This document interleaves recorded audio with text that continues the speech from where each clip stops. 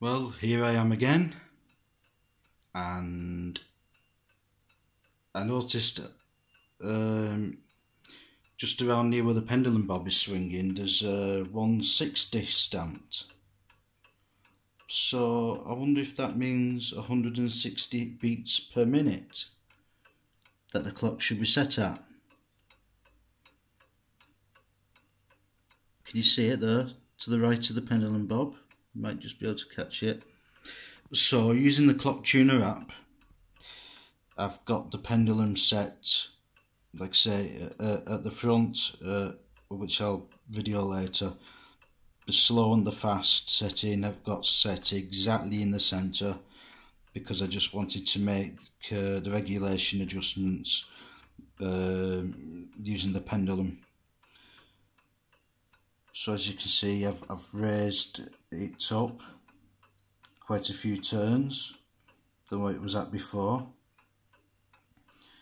and it's now fluctuating at just about 159, like 876 or something like that, 159.0876 or something. And then sometimes it'll just go over 160 to like something like 116 or something, you know, 160.016 or something.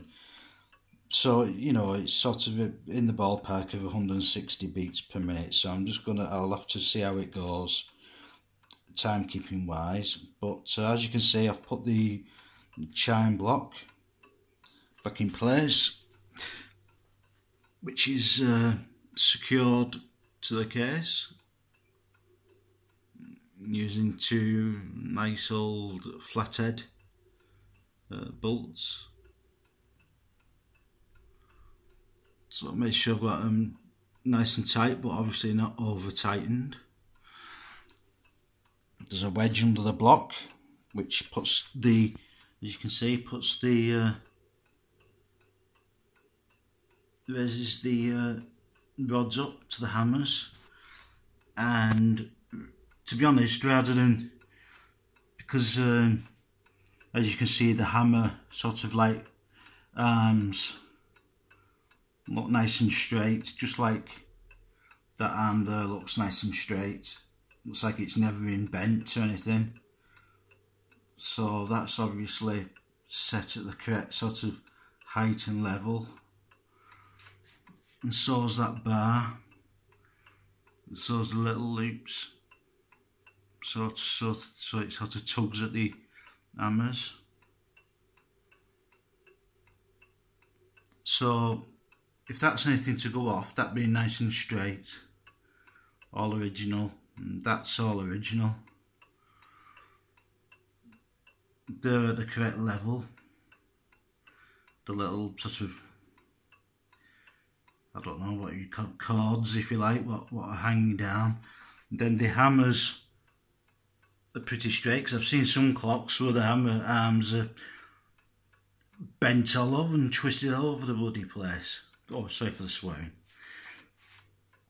It's a quite common word to use where I come from. But as you can see, these look nice and straight. That's better to see. Look, they're nice and level. Nothing's been bent and twisted or anything. So I'm presuming the hammers are set at the correct level. They should be. And that's an original wedge under the block. And with, you know, obviously you probably wouldn't be able to buy a new original Junghans block. As you can see on top of the block, it says J15. So, and I've seen other Junghans blocks, or Junghans blocks, and it is an original block. But obviously the rods are replaceable, so rather than bend the hammers to the rods, so there's the correct clearance from the hammers to the rods, which going off in Imperial Allen keys, or hex keys. I've used an Allen key as a sort of a feeler gauge, and there's exactly 1/8 clearance between the hammer leathers and the rods, so they'll all strike even. So like I say, obviously you can't replace the hammers and the arms and everything, because all that's obviously part of the mechanism, but you can replace the rods. So my way of thinking is that really the rods should be adjusted to the hammers rather than the hammers to the rods, if you know what I mean. So basically I've slowly bent the rods so they're the correct distance apart from the hammers, which they all are, and as you can see, okay, there's only the first rod. If you look, there's a big difference, but the other three are more or less level. For some reason that first hammer sits a little bit higher, so I've obviously had to adjust the rod a little bit higher for it, but the others are level.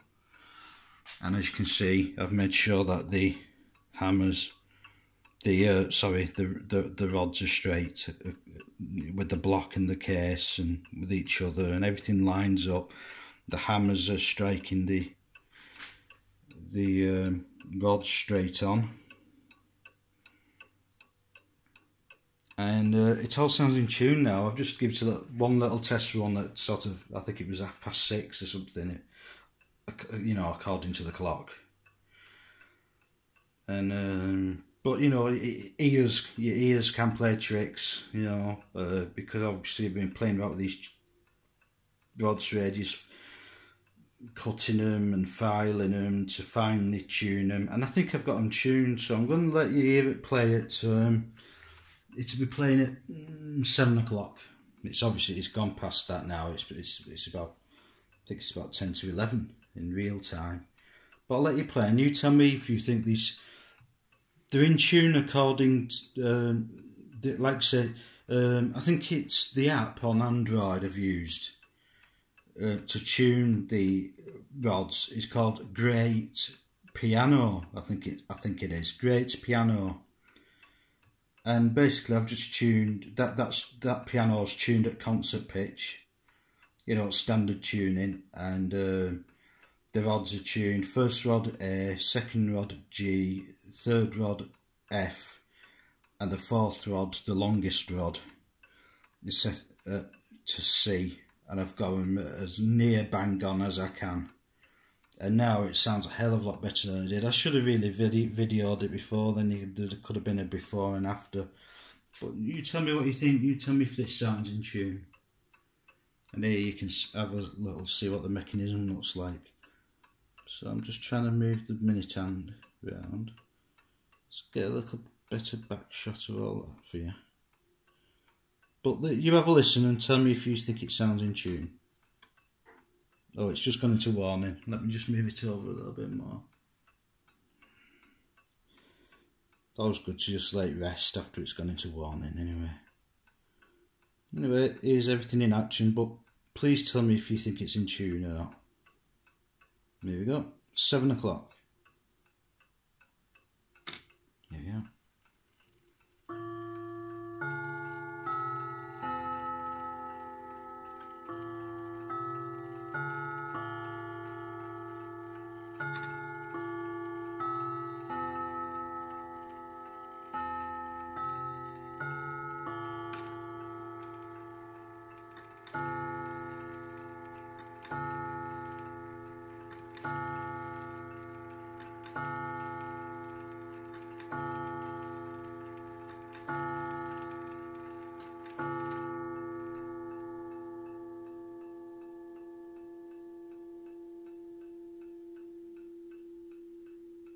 As you can hear, it sounds nice and mellow. It's not sort of too tinny sounding. And if you listen, it's still resonating. It's still sustaining. You know, still reverberating within the cabinet, sort of thing, within the case. so it sustains really well and it's nice and mellow sounding. And when it plays the F chord at the end for the strike, they're in tune with each other, and the fundamentals are in tune and the harmonics are in tune. So I think it sounds in tune myself. I think it's as near as I'm gonna get it if it ain't. But I'm quite happy with that now. I don't think I'll tinker with it anymore until it's due for its oil, which that'll be my first time oiling a clock, so I'll do a lot of research. My cat's whinging to come into the kitchen in the background, so I didn't want him pestering me. So I'll do my research and I'll find out what I need to buy and what I need to get, and I'll ready to give it its oil by me. But everything looks pretty clean. All the I can see that somebody's put some thin sort of oil. Can you see it shining? So I think it's recently had an oil by somebody, and I'll obviously make sure I use the correct clock oil. Funny enough, when the rods came today from Meadows and Passmore, they sent me a little advert. Now I know this is only for mainsprings, but they sent me this little advert here, look. As you can read it, Horo Glide. Is it a oil grease? Yes, it's an oil based grease. And apparently it is for, it comes in a made up, it's basically for oiling your mainsprings. So I'll probably get some of that when in due time, and I'll get some proper clock oil as well to do the, is it pivots and pinions, is it, or something? Pivots and bushings. Pivots